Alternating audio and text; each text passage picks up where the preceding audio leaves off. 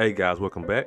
So now we're getting to my opinion about the working dog sports such as Schutzhund, PSA K9, Mondio Ring, and K9 Street Leagues. These groups offer working and non-working class of dogs a chance to showcase their intelligence and obedience. Now with this video, I'm going to take a different look as to what these sports offer for any and all breeds. I will also give my honest assessment, or as I stated earlier, my opinion as to whether or not this type of sport actually brings forth any value to the animal that participates in this sport pertaining to their breed standard. So let's get into it. But first, if you're new to the channel, be sure to hit the subscribe button so you can stay up to date with all the Bulldog information I'm giving out every time I share a new video. And don't forget to hit that bell up top so we can scratch the win in the comment section for the first hour.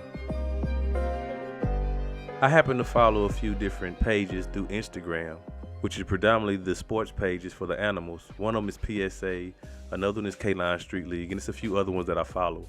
Someone had participated in one of their trials, and they were utilizing a chocolate lab. He wound up accumulating enough points to be considered a great dog in their sport. And everybody was happy with that, and the owner was extremely happy with it. And I was happy to see that an animal was able to do what he was able to do in that particular sport. But when I looked at it a little bit more deeper, I started digging in to see this animal's pedigree. And when I figured out what the animal's pedigree was, I ended up tracing it back to the people who made it. And when I was able to observe what they was creating compared to what this animal was, I was able to realize that this Labrador, even though it's a great animal in this sport environment, that dog was considered to be a failure from the breeder that made that animal, because the breeder made that animal for retrieving. The breeder was actually somebody who utilized working animals, and he needed the animal that he was breeding to be able to retrieve the ducks the way that he needed them to. And that particular animal that wound up winning in the PSA arena was not that good at being a working animal. Case in point, that particular dog, every time that dog brought back the duck was always chewed and mangled on. So the owner didn't like that.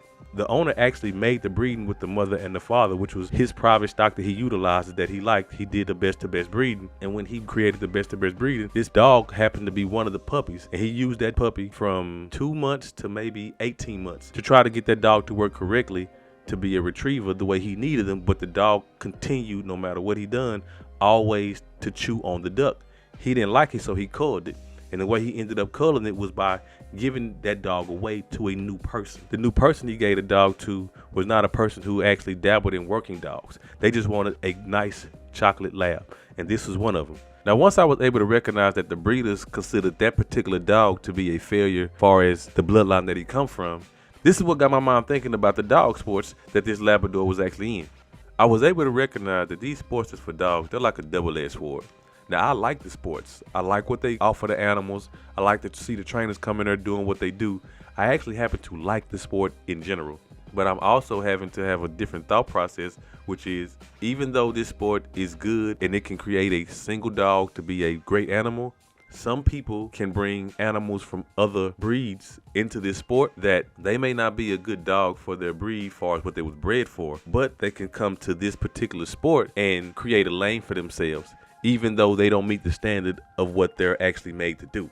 Now, certain animals that I have an affinity for is just animals that are specialized in what they do.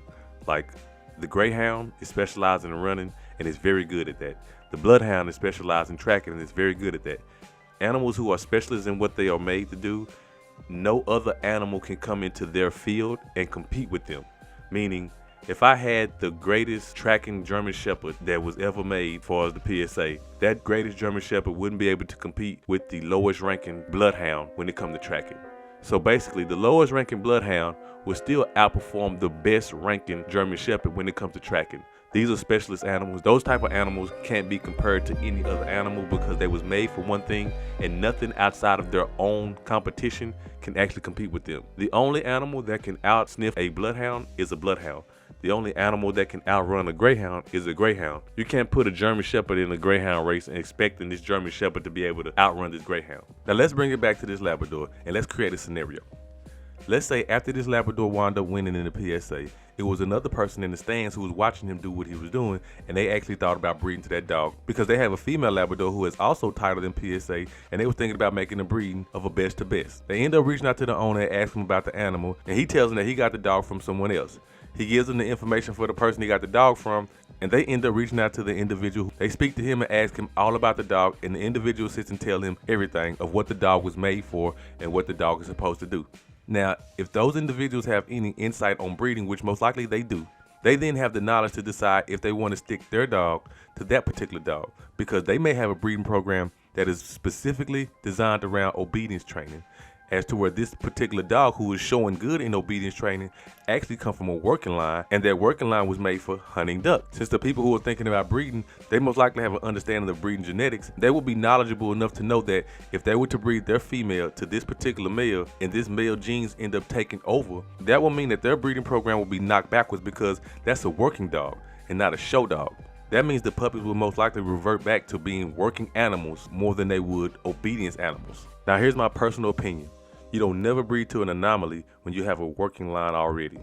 That particular dog was an anomaly because that dog was able to do very well in PSA, but the dog comes from a working hunting line. So since that dog comes from a working hunting line and is doing very good in the PSA, which it was not bred or even made for, that dog is considered to be an anomaly. Anomalies are exceptions, not the rules. They rarely, and I mean rarely, ever reproduce themselves. Now, from my understanding, from me watching the PSAs and looking at the animals that are coming through that sport and knowing which animals are actually made for something different, but they're actually thriving in this particular environment, I was able to put 2 and 2 together, which is certain dogs as working or non-working animals, but specifically the working animals. If they're not good at what they were designed to be, they're able to get a second chance at reproducing themselves by hopping into the PSA arena if they're not able to be good at what they was made for. So basically what I'm saying is that if this Labrador wasn't good at retrieving, the people who made that dog, they would never use him and he would never breed to anything. But since that dog wound up going with somebody else, and somebody else wasn't interested in a working dog, they just wanted an obedience dog, and they put this dog in the PSA trials, and this dog wound up being very good. That made it to where that dog now had a second chance to be able to reproduce himself and create a whole different line within his bloodline for doing something different.